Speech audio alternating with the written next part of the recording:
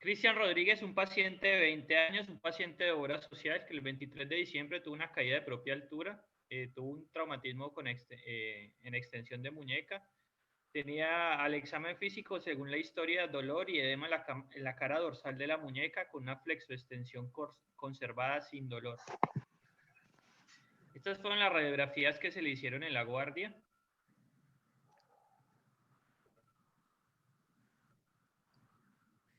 ¿Alguien le llama la atención las radiografías o cree pues que hay alguna alteración evidente? Julio, ¿vos le ves algo a la radiografía o qué contás o qué pensás? Preguntas a mí, parece que tuviera algo en el escafoide. Bien, sí, muy bien. Estas fueron las radiografías que se hicieron y en ese momento se pensó pues que se tenía un trazo pues en el escafoides y se le dejó una valva ABP con pulgar. Fue al control de miembro superior en 13 días donde se le tomaron nuevas radiografías que las voy a mostrar a continuación y se le indicó un tratamiento quirúrgico al paciente. Esta es la radiografía del frente y esta es una radiografía de frente con desviación cubital, pues que se marca mucho mejor pues el trazo de fractura y por eso pues la importancia de pedir las placas para escafoides de una manera pues como debe ser. Viendo la radiografía anterior, ¿saben qué? Lo que se le podría haber hecho, que nosotros hacíamos mucho, es esa con desvío cubital y contracción. Contracción. Bien. Contracción del pulgar, sí. En desvío cubital y tracción del pulgar. Si está la fractura, aparece aún mejor. Perfecto, muy bien. Obviamente, habría que pedirle otro estudio.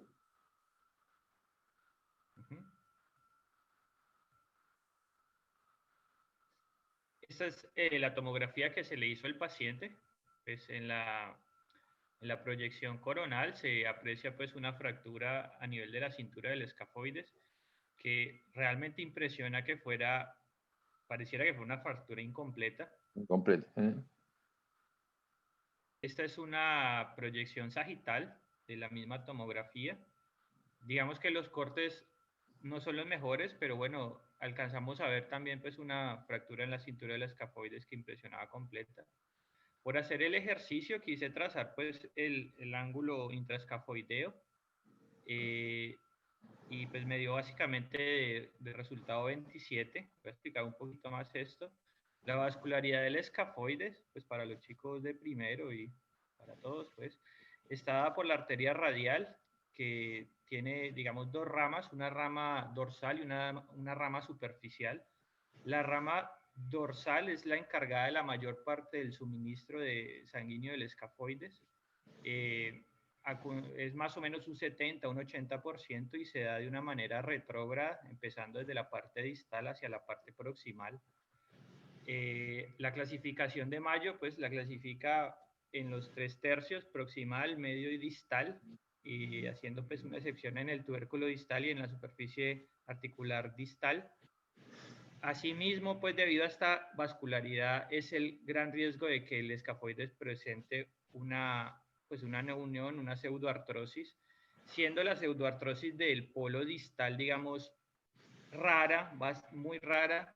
A medida que, digamos, se acerca hacia proximal, aumenta la posibilidad y pues es muy alta la probabilidad de presentar esto en el polo proximal. La clasificación de Mayo también nos habla de inestabilidad pues, para la fractura de escafoides y como unos criterios de inestabilidad que nos van a servir para el tratamiento. Los criterios son el desplazamiento. Si tenemos un desplazamiento mayor de 1 milímetro, la consideramos pues una fractura inestable.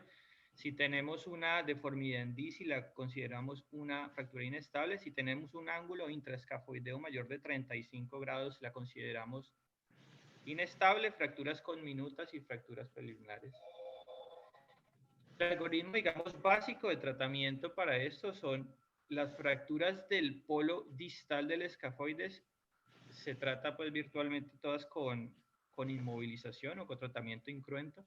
Las fracturas del polo proximal, así no sean desplazadas, todas se operan, así sea percutáneo o de manera pues abierta.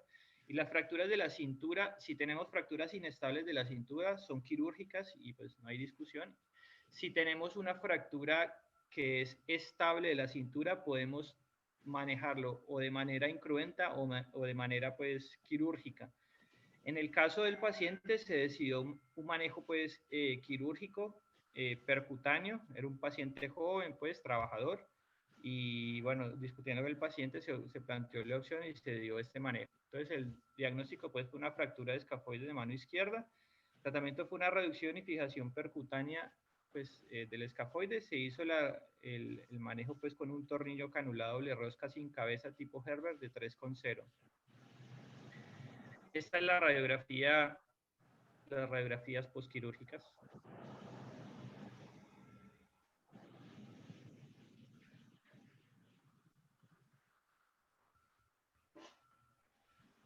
Está medio afuera, ¿no? Sí, pareciera que está un poquito afuera. Sí.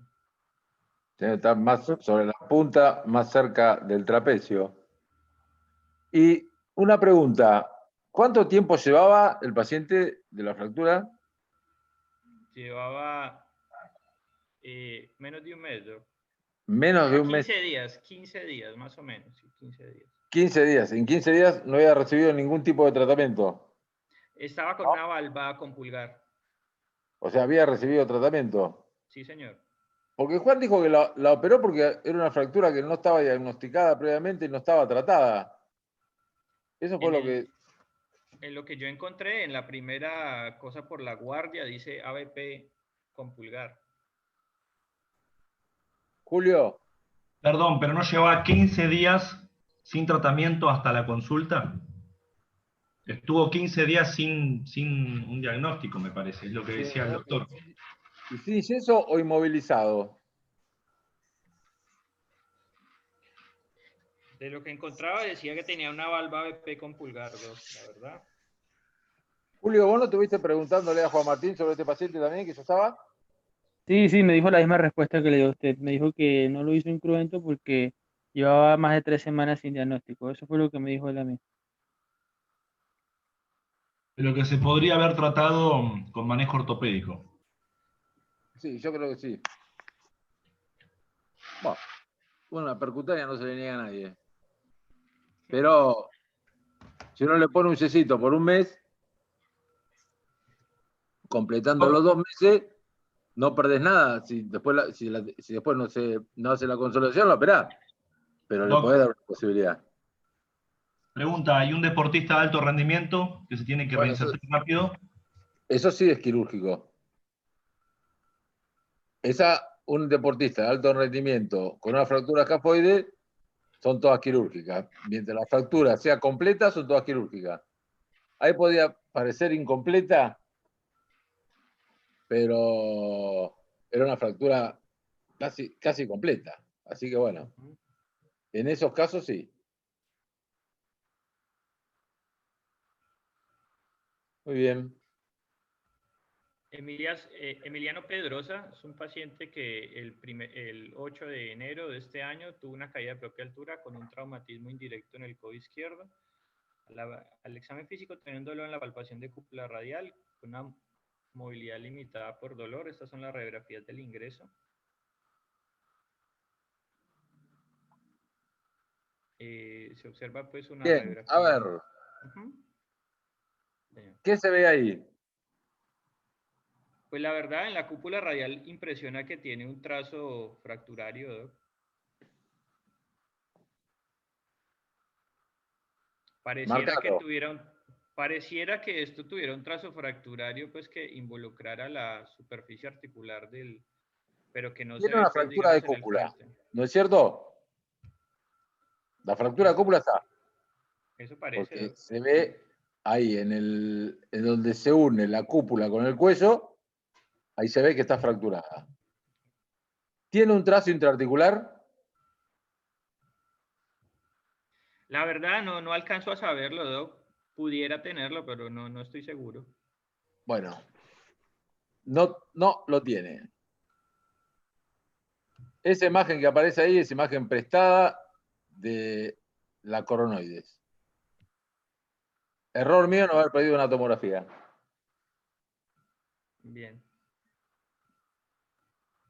El diagnóstico fue una fractura de cúpula radial. Se hizo una reducción abierta y fijación interna pues, con un tornillo canulado doble rosca sin cabeza de 1,8 con un abordaje directo, lateral directo para el codo izquierdo hacia la cúpula. Estas son las radiografías posquirúrgicas.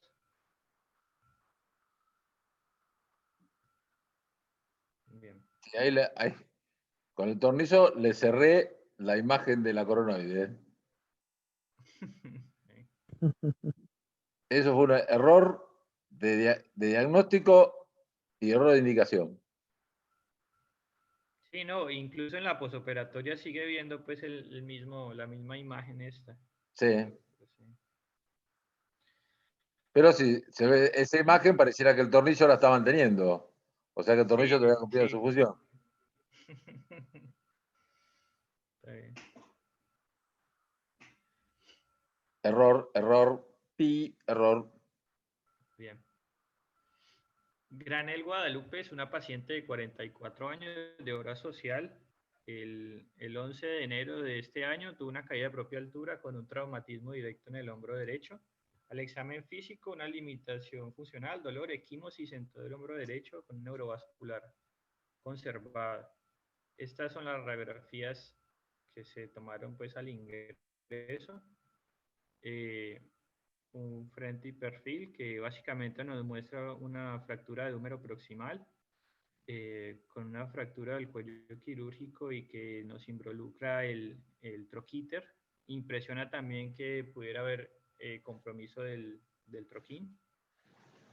Esta es la tomografía que tiene la paciente, que se veía pues una gran conminución, evidente pues la fractura del troquíter y también impresionaba una fractura del troquín. Estas son otras proyecciones, proyección axial, que básicamente corrobora esto. A pesar de todo, me parece que tenía pues un adecuado stock óseo en la cabeza. El diagnóstico... ¿Qué tenía la paciente? Una fractura de húmero proximal a 4 No, ¿qué edad fragmentos. tenía? Tiene. 42. 44. Dice que 2 años más que Juan Martín, dijo el doctor Juan Martín. Re joven, sí, 44 años, sí. Sí, tiene que tener un buen stock óseo. El tema es que no se le haya pulverizado, pero después no tiene que tener problema. Bien. El diagnóstico pues, fue una fractura de húmero proximal. El tratamiento que se le planteó fue una reducción abierta y fijación con una placa filos con 6 tornillos bloqueados de 4 y 3 tornillos de cortical de 3,5. Se le hizo un abordaje dectopectoral modificado. Pues intraquirúrgico, la idea pues fue después de hacer el abordaje buscar pues las tuberosidades y hacer un reparo de las tuberosidades y suturarlos. Eso nos hace pues que la cabeza, digamos, tome la forma y nos lleve pues a poder colocar después la placa y pues hacer una adecuada reducción. Afortunadamente la cabeza no se veía pues que estuviera ni en varo ni en valgo. Estas fueron las radiografías que se tomaron cuando se hizo, pues, cuando se adosó la placa y se fijó con clavijas provisionalmente. Estas son las radiografías posoperatorias de la paciente.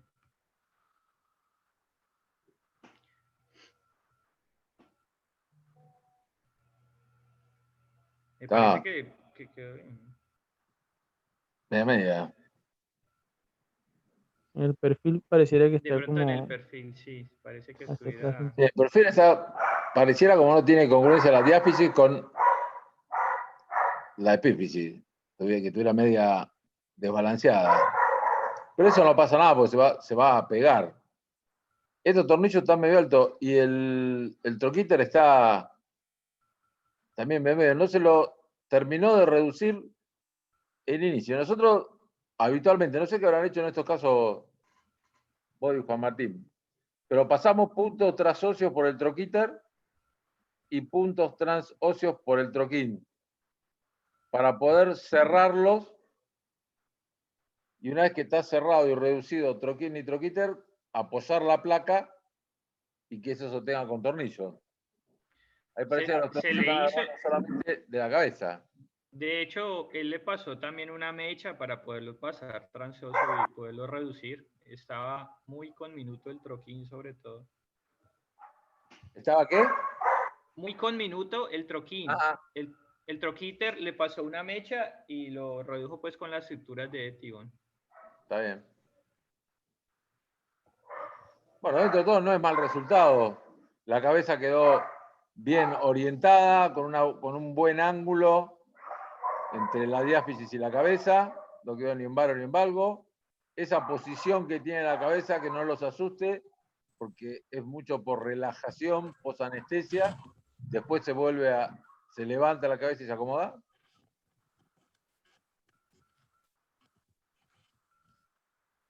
Bien. ¿Me pueden esperar un minuto? Claro, ¿Un segundo? dale. Bueno, nadie le hace nada. Yo le Sí, había no. puesto una... Ah, bueno. Le hubiera puesto unos tornillitos ahí. Unos Por tornillitos. el trazo oblicuo, ¿no? 2 tornillos con técnica de compresión. Una vez hicimos uno así, quedó muy bueno. Sí, es una de las posibilidades. Si te gusta, tiene algo de rotación también la fractura. ¿Qué otra cosa le harían?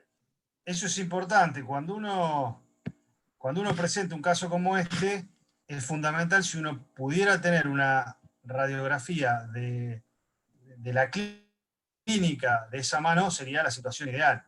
Porque una cosa es estabilizar esta fractura para que no se siga desplazando o para mejorar un poco la reducción, pero otra cosa es una fractura así, con una rotación, con una mal rotación del dedo, con una rotación no tolerable del dedo. Ahí estás porque eso te va a indicar un poco qué tipo de cirugía vos le debés indicar. Entonces yo no sé clínicamente cómo estaba este paciente. Si la indicación de este es por el acortamiento, es porque clínicamente el dedo tenía una mala rotación. Si la indicás para estabilizarla y que no se siga desplazando porque la considerás una fractura inestable.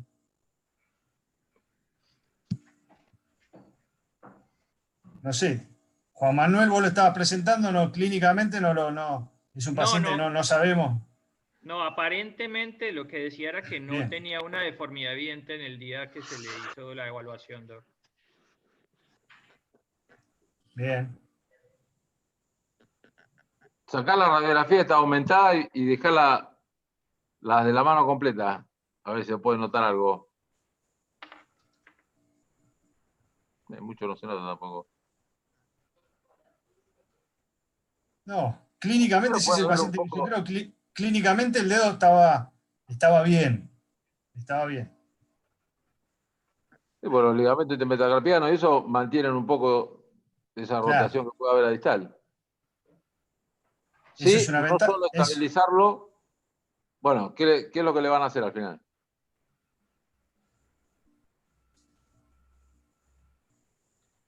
Pino. Inmovilizamos con clavijas. Una reducción percutánea con 3 clavijas de 1,5, Doc. Este fue el resultado posoperatorio. Pará.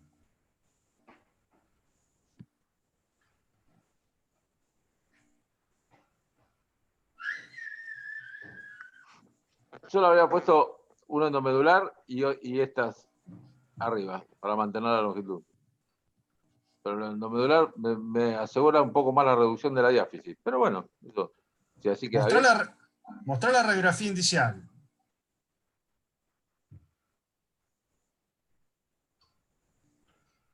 Sí, sí. El tema del endomedular negro que hay que tener mucho cuidado con el sitio de entrada. Te tiene que dar lugar para ponerlo. Sí. Y la otra es que cuando tenés tan poco lugar y una fractura tan oblicua, a veces es difícil que te dé mucha estabilidad. Por eso decía de agregarle la clavija arriba. Claro, sí, sí. Las dos Pero agarrando el bolsito.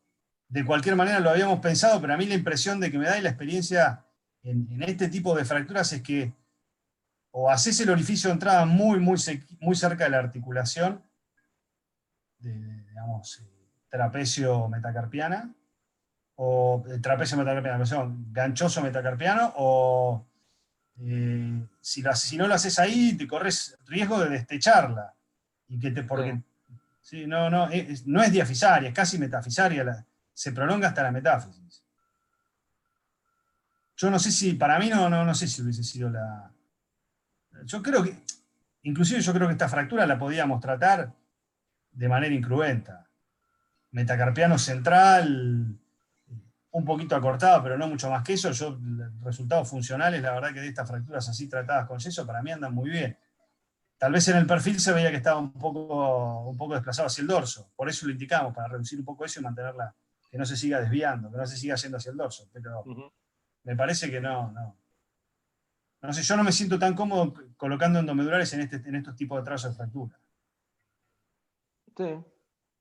Sí, y si uno, haciéndolo como lo hiciste vos, le bajás un poquito la parte que está desplazada al dorso y ya donde le pones los clavos arriba en la cabeza, los 2 clavos, ya la tenés reducida Sí. y ya la tenés sostenida. Sí, sí. Sí. Yo lo quedó muy bien. Sí, para mantenerla esto va a consolidar seguramente, no va a traer mayores problemas.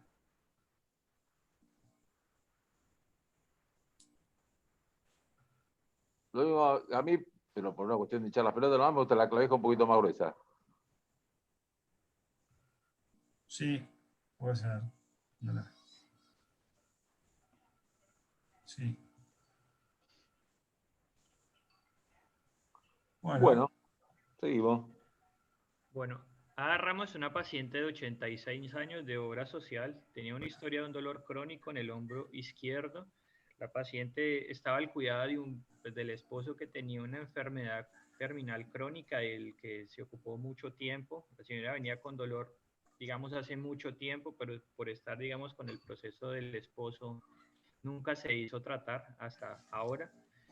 Tenía una limitación muy severa para la aducción y para la flexión del hombro izquierdo y pues un dolor, digamos, persistente. La paciente tiene como antecedente que era anticoagulada pues por una fibrilación auricular. Estas son las radiografías del ingreso de la paciente, las que se tomaron el 29 de septiembre del año pasado. Se observa pues un importante ascenso de la cabeza humeral, casi pues en contacto pues con la parte inferior del acromion. Se observa pues también que impresiona que hubiera una artrosis glenohumeral que se estuviera desarrollando. Pues un ascenso pues muy importante de la cabeza. Se le hizo una tomografía a la paciente. La tomografía pues nos mostraba un poco más en detalle lo que se veía en la radiografía, pues digamos la relación que tenía la cabeza pues con el acromion. Se notaba pues en la de abajo que teníamos un osteofito pues grande en la parte de la glena. Sigo con la tomografía, pues el ascenso importante de la cabeza, la acetabulización del acromion, que se ve pues mucho mejor en los cortes axiales que estoy mostrando abajo, como pues hay una deformidad pues evidente en el extremo más distal del acromion.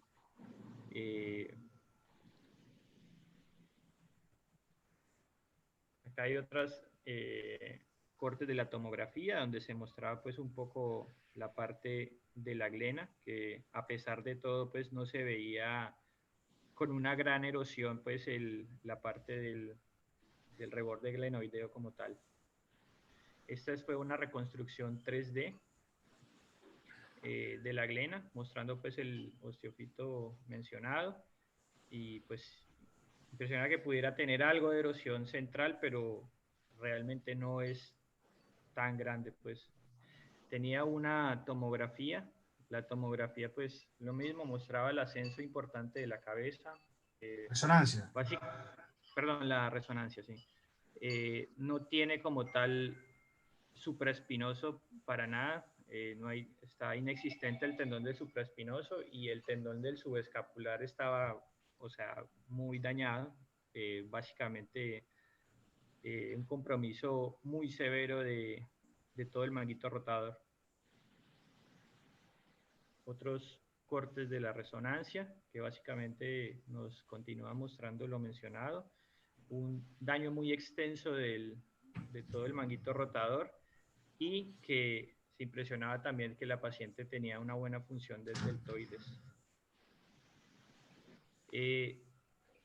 Hay la clasificación de Amada, pues, que se ha usado clásicamente para la artropatía, pues, por rupturas, pues, del manguito rotador. En la 1 básicamente no tenemos, pues, una disminución del espacio del intervalo, pues, acromioumeral. En la 2 tenemos una disminución de menos de 5 milímetros del intervalo acromioumeral. El 3 ya nos presenta una acetabulización del acromion, del borde superior del acromion. La 4A y 4B, la 4A básicamente hay una artrosis, una disminución, pues, de la luz articular glenohumeral. La 4B, además de la disminución de la luz, tenemos también una acetabulización, y en la 5 ya tenemos un colapso de la cabeza. A mí, pues, a mi parecer, me parece que la encasillaría en la 4B. En la 4 pues, tendríamos también además de la disminución del espacio articular, tendríamos también una ruptura de la porción larga del bíceps, del tendón de la porción larga del bíceps, la acetabulización y, pues, la disminución del espacio. Hay algo también importante digamos, en el planeamiento quirúrgico y de lo que se va a hacer, pues, con esta paciente, y es, pues, mirar la parte de la glena. Con este tipo de lesiones, la glena puede sufrir, pues, un daño en la parte del borde posterior. Esa es la clasificación de Walsh. La clasificación de Walsh nos dice básicamente eso. En la A1 tenemos una mínima erosión central que podría corresponder a nuestro paciente. En la A2 tenemos una erosión central mucho más grande. En la B1 empieza a presentarse ya como una subluxación posterior de la cabeza, que toque el reborde glenoideo, digamos, posterior. En la B2 nos presenta ya casi como un doble contorno la glena, o sea, nos presenta, digamos, dos concavidades con una subluxación posterior. Y en la C ya tenemos una franca retroversión mayor de 25 grados, pues, que nos indicaría que probablemente hay que hacerle algo más a la glena, así sea poner un injerto. El diagnóstico del paciente fue una artropatía de hombro secundaria a una ruptura del manguito rotador.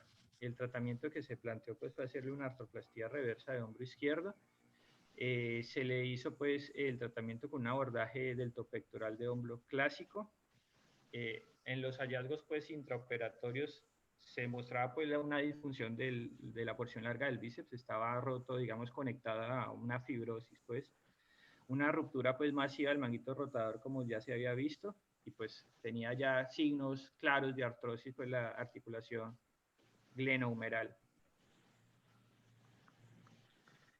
Para los chicos, básicamente, digamos que los componentes básicos de una prótesis reversa de hombro son, pues, el vástago humeral, el inserto de polietileno, la glenóspera y la metaglena que va, pues, al sitio al acromio, pues. Estas son las radiografías postquirúrgicas de la paciente.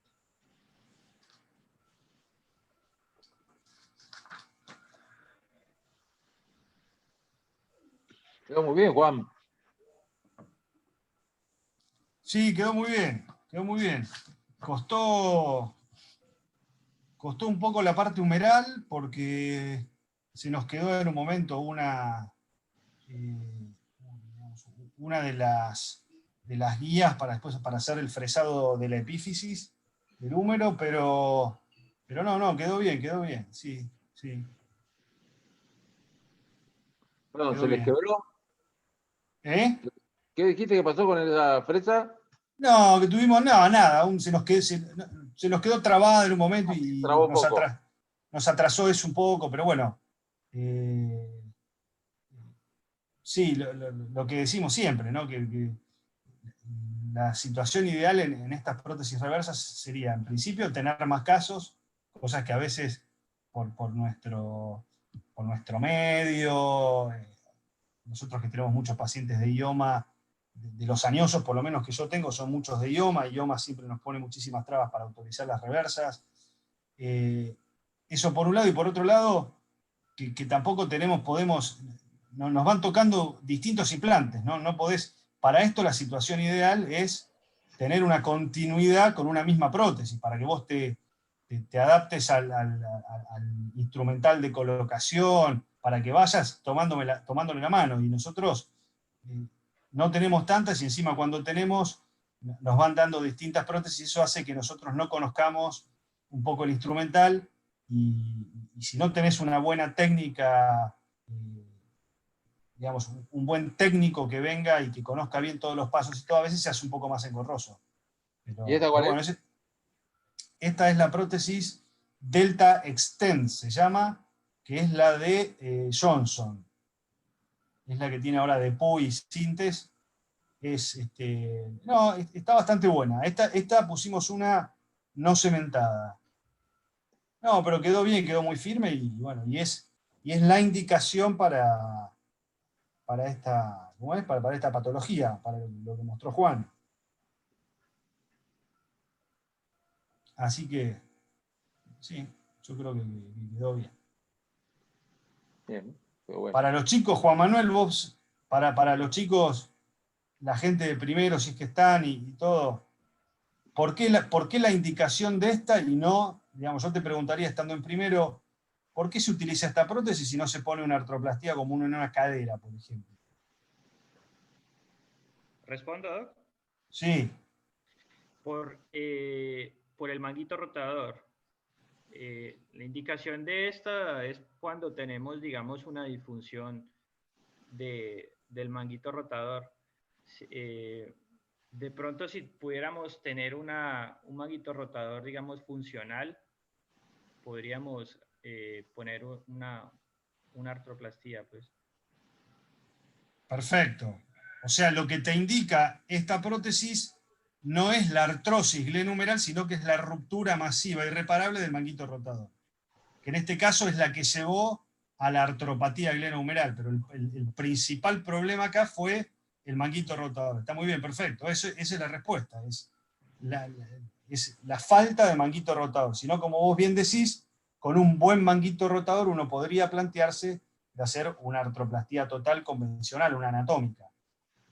¿Y cuáles son las condiciones fundamentales que necesitas, o qué es lo que vos estudiás en este paciente para indicar una reversa? Y para decir, sí, va a una reversa y no otra cosa. Que tenga un buen deltoides, Doc. Fundamental, bueno. El motor de la prótesis es el deltoides, tenés que tener un deltoide sano y funcionante. Eso es fundamental. Después, en los estudios que vos pedís, ¿qué pedís? ¿Qué estudios pedís? A vos te va a ver al consultorio con las radiografías peladas, las iniciales que vos viste. Si tenés que elegir un estudio, no tenés posibilidad de hacer los dos que le hicimos nosotros. ¿Qué elegís? Una tomografía, Doc. Una tomografía, bien. Y sobre todo, ¿qué querés ver en la tomografía? Me gustaría ver la glena, ¿cómo está? Perfecto, eso es lo más importante. Porque el problema lo podés llegar a tener en la glena. Como vos bien dijiste, la clasificación de Walsh para ver si es una artrosis con cabeza centrada o si la tenés en deseje, y sobre todo si está posterior, que eso complica más las cosas. Y ver qué tipo de erosión tenés, si es central, si es posterior. Eso es fundamental. Entonces, si uno tiene que elegir un estudio, es una tomografía. Porque, digamos, es obvio que esto en el ejercicio que nosotros hacemos, pero esto es obvio que en la radiografía, con ese ascenso de la cabeza humeral, no hay ninguna posibilidad que tengas un manguito rotador sano. Podés hacer una resonancia como para confirmarlo, pero es evidente que el manguito rotador está roto, perdón. Entonces, si tenés que elegir un estudio, uno se inclinaría más por una tomografía. Y después, desde el punto de vista técnico, hay dos tipos de abordaje posibles para hacer las prótesis reversa. Uno es el deltopectoral y otro es el superolateral. El superolateral, que es como si ustedes vieran, es como si fuese un manguito ampliado, siempre teniendo en cuenta de no irse más allá de 5 o 6 centímetros por el tema del nervio circunflejo. La ventaja que tenés es que tenés a la glena de frente. La desventaja es que tenés que estar más acostumbrado a tratar el húmero desde ese lado. A mí me gusta más verlo de frente y no verlo desde arriba, me resulta más difícil. Pero la glena, por ahí la tenés de frente, es más fácil trabajarla. Y algunos, lo que decían también es que como vos respetás la parte anterior del hombro, subescapular sobre todo, sería un abordaje que tendría menos posibilidad de inestabilidad, que es una de las complicaciones de las prótesis reversas. Pero la verdad que yo creo que haciendo un delto pectoral, y si podés hacer la reinserción del subescapular, la haces. O si no, si te queda firme la prótesis, no sé. El deltoide. ¿Eh? Entrás Claro, a bueno. el deltoide, que es el único músculo funcionante que tenés. Y eso es otra cosa clave, fundamental, claro. Que entras a través del motor de la prótesis. Si bien no es mucho lo que, no es tanto lo que lo incidís, tal cual, con el delto pectoral vos lo respetás absolutamente al deltoide. Así que esa es otra de las contras que tiene. Hoy en día la mayoría se están inclinando más. En un momento había como una cosa más pareja, hoy se está volviendo mucho más a hacer el delto pectoral. Así que por eso es que nosotros, si estamos más acostumbrados, hacemos el delto pectoral. Otra cosa importante, ¿en qué posición se pone esta prótesis? Juan Manuel. Que eso es muy importante. La orientación, porque eso hace a la estabilidad también. Y a la movilidad final. Creo que son 10 grados de retroversión, Doc. La verdad no Perfecto. estoy muy seguro. Perfecto, perfecto, sí. Entre 0 y 10 grados de retroversión. Exacto. Así que bueno, vamos a ver cómo anda. Lo que generalmente los resultados de estas prótesis reversas son una muy buena elevación anterior. En general casi todas sobrepasan los 90 de elevación anterior, o sea, de flexión. Generalmente te diría 120, 130, más o menos ese promedio, a veces más. Y las rotaciones dependen mucho del remanente, sobre todo de redondo menor que tengas. Y que para eso vos lo podés predecir, vos podés saberlo haciendo la resonancia.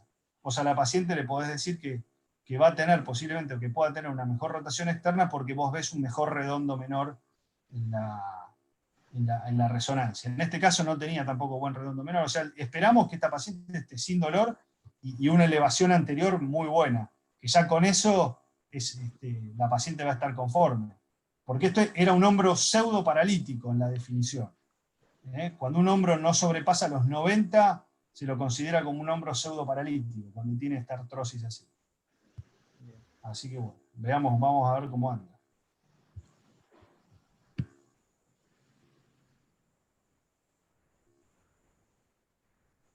Bueno.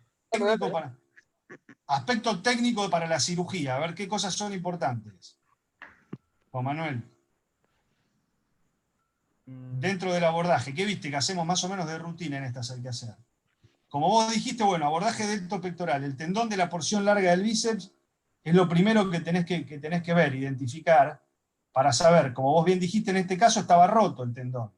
Pero si no lo tuvieses roto, vos tenés que hacer o una tenotomía o una tenodesis. Eso es clave. Eso es como de rutina, se hace eso, el tratamiento del tendón de la porción larga del bíceps es ese. O tenotomía o tenodesis. Después, apertura del subescapular, es clave. Tratar en lo posible, si tenés un buen subescapular, como dijimos que después puede incidir en la estabilidad, tratar de despegarlo del húmero bien pegadito al troquín. Tratar y irse bien al cuello. Junto con el subescapular, ponerle reparo y irte bien ahí. Junto con el subescapular, liberar cápsula anterior y cápsula inferior. Con mucho cuidado siempre del nervio circunflejo, ¿no? Identificarlo, palparlo, no lo ves, pero lo palpás y lo tenés siempre en cuenta y tenés que tratar de reparar.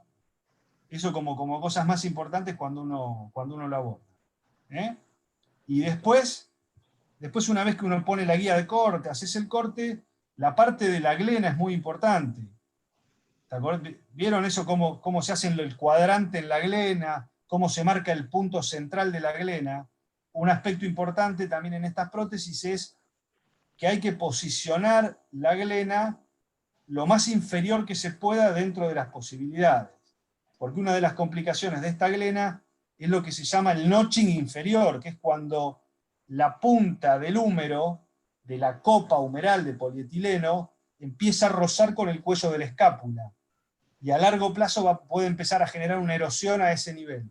Entonces, ya en el diseño de la prótesis ya esto está estipulado, pero cuanto más inferior, y si podés darle un tilt inferior a la prótesis también, eso te previene el impeachment ese con el húmero escápula. O sea, Entonces siempre es importante... ¿Sobresale Sí. por abajo del borde inferior de la La glena? prótesis, No, la metaglena Perdón, vos la viste meta- que no. Sí, La metaglena vos viste que Exacto. no. Es importante, lo principal es que la glenósfera. que la metaglena, que es la que engancha, es la base que engancha, que va con tornillos, que engancha en la glena, esté siempre ubicada en buen stock óseo. Ujú. Pero después la glenósfera, cuando vos la pones, o sea, vos tenés que tratar de poner la metaglena lo más inferior que puedas. Y después la glenósfera a veces un poquito sobresale. Pero la metaglena tiene que quedar bien, bien, bien amarrada a hueso. Pero eso es como un aspecto técnico importante. El posicionamiento de la metaglena y de la glenósfera. Y después, como vos dijiste, la retroversión. Son las cosas que uno tiene que tener en cuenta cuando larga con la reversa. Bien.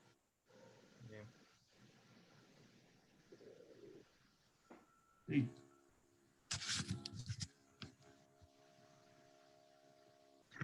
¿Tienen alguna pregunta, chicos, ustedes? Luisito, ahí, muchachos de la clínica, no. Tenemos un caso, Doc. Ah, bueno. Dale, seguí, Juan Manuel, compartir. Ya estamos, Doc. Ya estamos para presentar el de Luisito. Bien.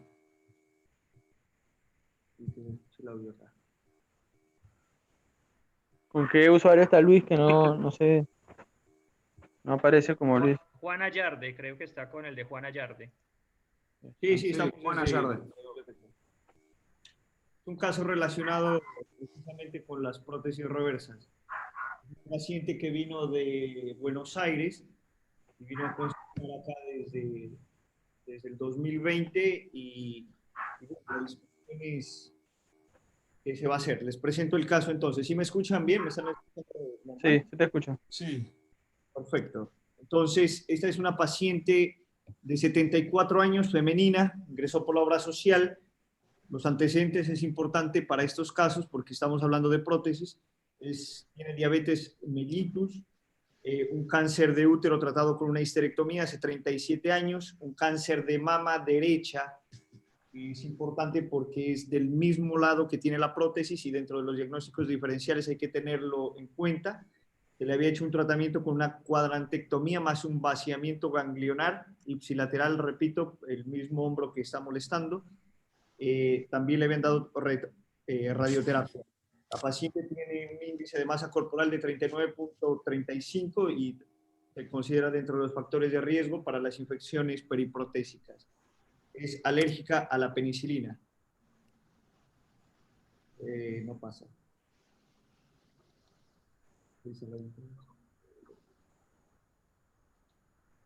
Bueno, el motivo por el que nos consulta es un dolor del brazo derecho más que del hombro, es un dolor del brazo derecho. La paciente había tenido un antecedente de fractura multifragmentaria que fue inveterada en diciembre del 2018 por caída de su propia altura y además tenía una artropatía por manguito rotador y en Buenos Aires le hicieron como tratamiento una prótesis reversa de la marca Arrow, que es francesa, el 29 de marzo del 2019. Entonces la fractura fue inveterada porque se trató 3 meses después y se trataron las dos patologías. La paciente hizo rehabilitación durante un año, venía bien, no presentaba dolor para la movilidad, ya se había desaparecido el dolor postquirúrgico, pero al cabo de un año exactamente inició con dolor de tipo pesantez, lo refiere de 7, 8, de 10, que se fue haciendo progresivo durante un año más o menos, hasta el momento que nos consulta, con pérdida de la movilidad gradual. Se inició como tratamiento analgésicos y terapia ocupacional, pero la paciente no mejoró los síntomas. Esa es la radiografía que nos presenta la paciente del 29 de marzo, el primer postoperatorio. Entonces vemos que tiene una adecuada posición, es una prótesis Arrow, como lo dije, cementada, no se ve ninguna alteración al primer momento. Al año que la paciente nos consulta, son las radiografías que cuando ya ingresa a la clínica, exactamente 17 de abril, esto es lo que podemos ver. Entonces, nos llama la atención y aquí es por qué se desencadena ese dolor. Se piensa que puede ser un aflojamiento mecánico en la prótesis o que pueda ser un aflojamiento por infección, como en las prótesis de rodilla y de la cadera también conocemos. Alguien que le llame la atención alguna cosa dentro de la radiografía, pueden participar.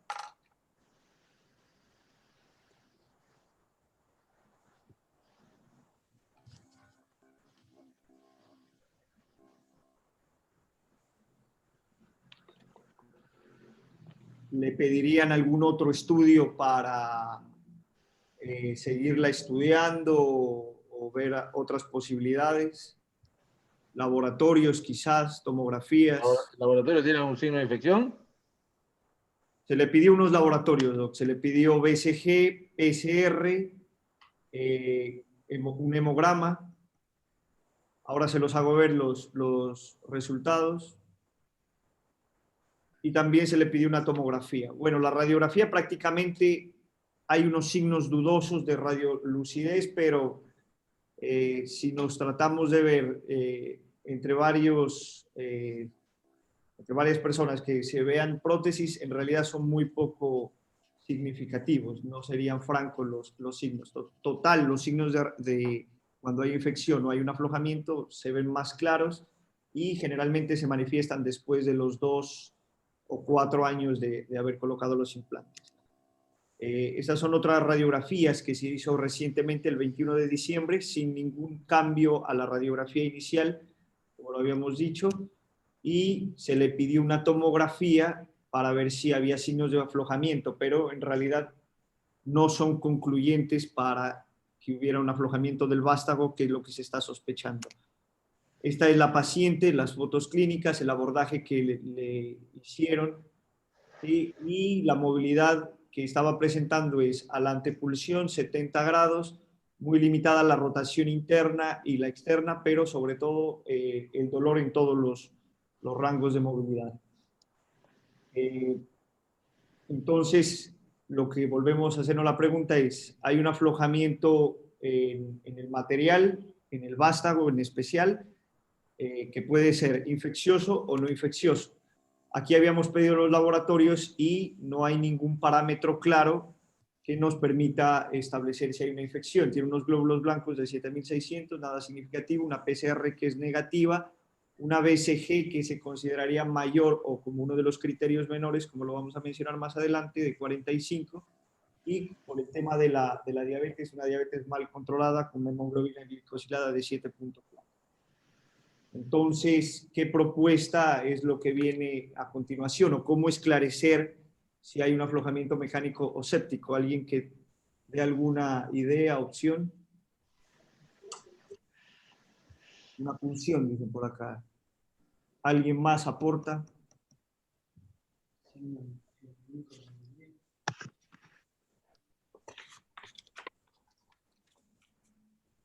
Bueno, seguimos.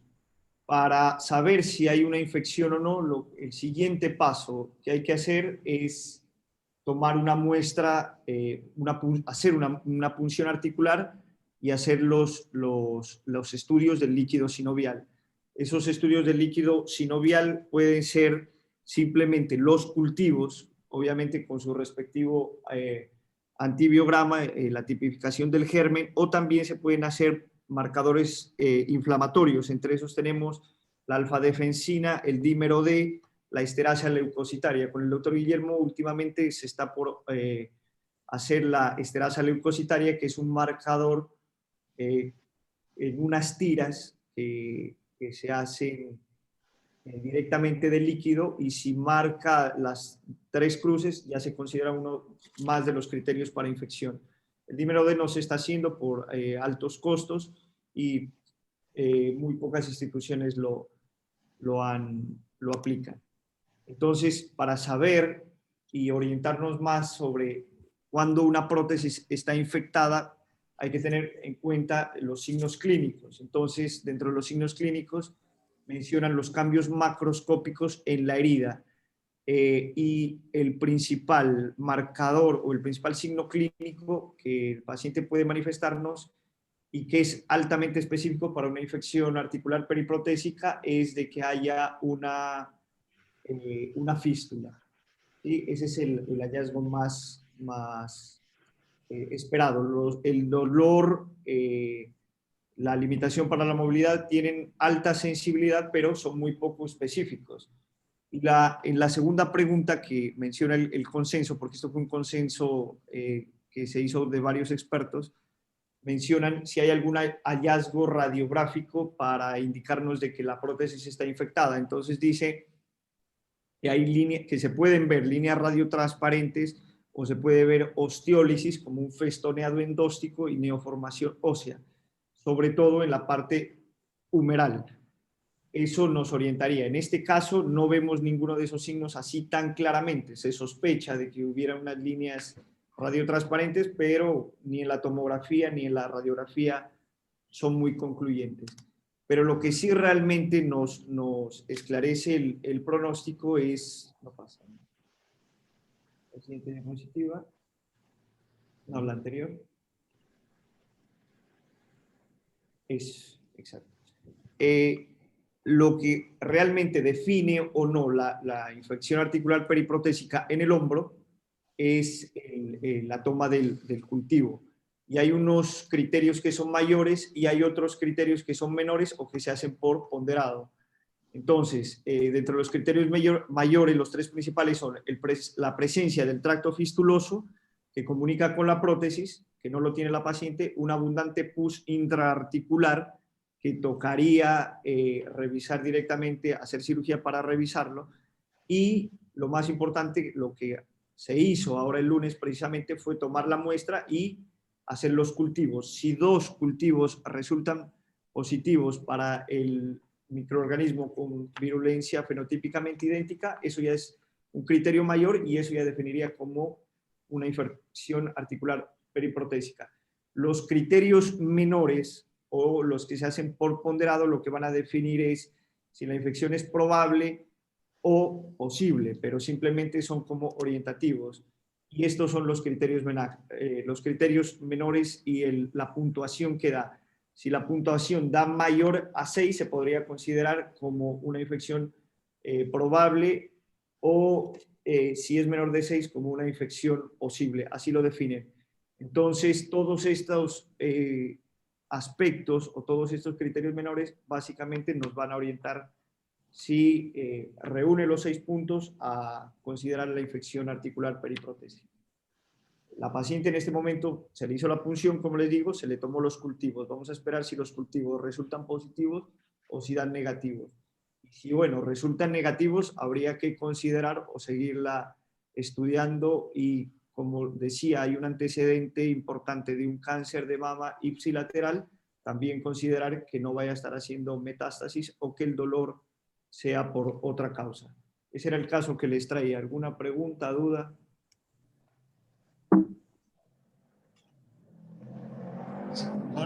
Luisito, Sí. está muy bien eso que vos decís. No hay que perder de vista el tema de ese antecedente, que es muy importante.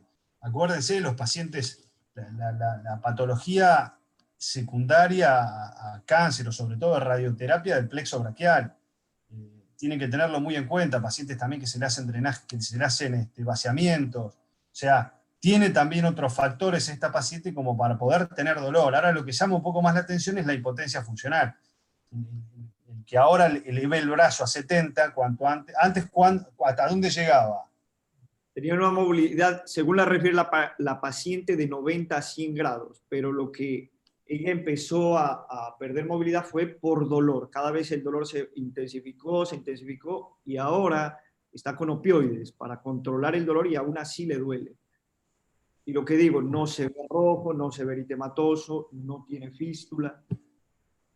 Moviliza, pero con mucho dolor. Tiene una movilidad pasiva con dolor y ya es bastante limitada. Y va progresando. En el tiempo ha ido progresando. el primer año rehabilitó y estuvo muy bien, lo refiere ella. Logró rangos de 90 a 100 y con rotaciones interna y externa aceptables. Según lo refiere, pues no se pudo valorar en ese momento. Pero la misma paciente dice, lo único que me faltaba era abotonarme el corpiño. Ella literalmente lo dice. Pero lo demás lo logró hacer en rangos más o menos esperados para una prótesis. Otra cosa que decía y que aporto para, en caso de que el cultivo fuera negativo, es, decía, tomar una biopsia por vía artroscópica antes de pensar en una revisión.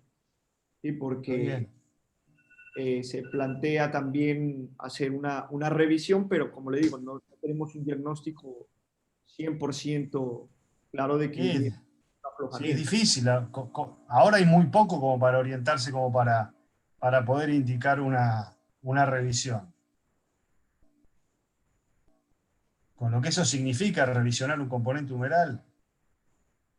Y aparte que es una prótesis cementada, ¿no? Hay que cementada, sí, obvio. Bueno, pero está en estudio, ya le hicieron una punción, ¿no? El otro día. Se hizo la punción, se pidió cultivo, lo que decía, se hubiese podido hacer los otros estudios en líquido sinovial también. Las alfa-defensinas, el dímero D, la esterasa leucocitaria, que también orientan y, como le digo, da esa puntuación. Ahora, si esa puntuación nos da 6, sería fabuloso. O si los cultivos dan positivo, listo, tenemos un diagnóstico y se revisa con toda la confianza. Y ahora, si se revisa, tocaría también la otra parte pensar en 1 o en 2 tiempos. Eso depende del microorganismo que se pueda... Bien. Eso era el caso que les traía. Muy bueno. Bueno, muchas gracias.